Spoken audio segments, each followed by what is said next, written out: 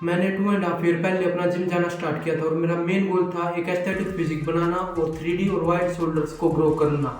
अगर आप किसी सोशल मीडिया पे स्क्रॉल करते हो या किसी जिम में जाते हो और वहाँ पे आप किसी बंदे को देखते हो जिसकी फिजिक बहुत ज़्यादा अच्छी है और आप उसमें सबसे पहले जो दो चीज़ नोटिस करोगे वो होगी उसके शोल्डर्स और उसके बाइसेप्स। आप हमेशा इन्हीं दो चीज़ों को नोटिस करोगे। सबसे पहले अगर उसने टी शर्ट पहनी है तब भी उसके जो शोल्डर्स हैं वो बहुत ज़्यादा दिखेंगे और उसके बाइसेप्स भी। आप उनको देखते हो और सोचते हो कि मैं कब एक ऐसे 3D शोल्डर्स को ग्रो कर पाऊंगा। मैंने अपने जिम की स्टार्टिंग में बहुत सारी गलतियां की थी जिसकी वजह से मुझे मेरे शोल्डर्स को ग्रो करने में बहुत ज़्यादा टाइम लगा। और आज हम उन्हीं गलतियों के बारे में बात करेंगे कि कौन सी मिस्टेक्स आपको नहीं करनी और कौन सी एक्सरसाइज सबसे बढ़िया है आपकी शोल्डर्स को ग्रो करने के लिए और कितनी बार आपको अपने शोल्डर्स को ट्रेन करना चाहिए वीक में। तो आज हम उन सारी चीज़ों के बारे में बात करेंगे कि कैसे आप अपने 3D शोल्डर्स को ग्रो कर सकते हो। शोल्डर्स के हमारे 3 हेड होते हैं, फ्रंट डेल्ट, साइड डेल्ट और रियल डेल्ट। रियल डेल्ट को बहुत ज़्यादा लोग इग्नोर करते हैं और उसको कभी भी सही तरीके से ट्रेन नहीं करते, जिससे कि उनका जो पूरा शोल्डर है वो कभी भी 3D शोल्डर्स को लुक नहीं दे पाता।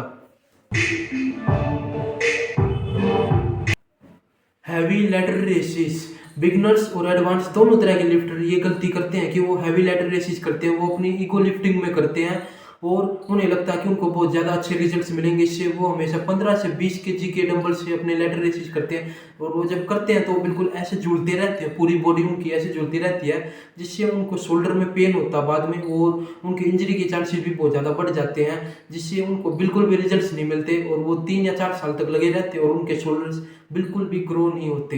अगर तुम भी एक नेचुरल लिफ्टर हो और तुम 15 से 20 केजी से अपने लैटरल रेसिस कर रहे हो और तुम बिल्कुल भी उसमें स्टेबल नहीं हो तो तुम्हारा टाइम अंडर टेंशन भी बिल्कुल खराब उसमें और तुम्हारा माइंड मसल कनेक्शन भी बिल्कुल बहुत ज़्यादा खराब है। तो उसको अभी बंद करो और एक लाइट वेट से अपने लैटरल रेसिस करने स्टार्ट करो जो कि 7.5 केजी हो सकता है या इससे भी लाइट। मैं खुद 1.5 ईयर से अपने लैटरल रेसिस को 7.5 केजी के डंबल से ट्रेन कर रहा हूँ और मैं हमेशा उसमें 4 से 6 सेट लगाता हूँ और जो मेरी रेपिटेशन होती है उसमें वो 15 से 20 होती है, उसी में मैं फेलियर को टच करता हूँ। और जो मेरा मिडल हेड है वो बहुत ज़्यादा ग्रो हुआ है इस एक्सरसाइज से, लाइट वेट से। अगर आपका मिडल हेड बिल्कुल भी ग्रो नहीं हो रहा शोल्डर का तो आप एक लाइट वेट से स्टार्ट करो जिससे आपको अच्छे से रिजल्ट्स मिलेंगे। कुछ टाइम तक इसको ट्राई करो और फिर धीरे धीरे अपना वेट बढ़ा सकते हो आप उसमें। मैं पिछले 1.5 ईयर से कर रहा हूँ ये। सेकंड है टू मच वेरिएशन। शोल्डर हमारा एक बहुत छोटा मसल ग्रुप है, अगर आप इस पे 9 से 10 वेरिएशन लगाओगे तो ये बिल्कुल भी ग्रो नहीं होने वाला। तो आपको हमेशा इस पे कम एक्सरसाइज लगानी है। आपके शोल्डर के 3 हेड होते हैं, फ्रंट डेल्ट, साइड डेल्ट और रियल डेल्ट। आपको इन तीनों हेड्स के एक एक एक्सरसाइज लगानी है और इसको फेलियर तक ट्रेन करना और वो भी अच्छे माइंड मसल कनेक्शन के साथ। अगर आप वीक में 2 बार अपने शोल्डर को ट्रेन कर रहे हो तो एक बात का ध्यान रखना कि आपको जो 48 आवर्स का रेस्ट होना चाहिए जिससे आपके शोल्डर्स अच्छे से रिकवर हो पाए और जब आप अपने नेक्स्ट टाइम शोल्डर्स को ट्रेन करो तो एक अच्छी और फुल स्ट्रेंथ के साथ ट्रेन कर पाओ। थर्ड है shoulder press. Shoulder press exercise जो है वो आपके फ्रंट एंड को ट्रेन करता है। मैं personally seated dumbbell shoulder press exercise करता हूँ क्योंकि इस पे मेरा जो माइंड मसल कनेक्शन है वो बहुत ज़्यादा अच्छा है और मैंने स्टार्टिंग में इसी से स्टार्ट किया था, लाइट वेट से। अगर आपके जिम में एक शोल्डर प्रेस मशीन है तो आप उस पर ट्राई कर सकते हो। अगर आप बिगिनर हो तो उस पर आप स्टार्ट कर सकते हो लाइट वेट से।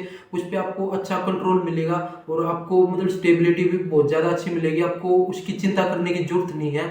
आपको हर सेट में जो उसमें रेपिटेशन रखनी है वो 10 से 12 होनी चाहिए, उसमें आपको फेलियर टच करना।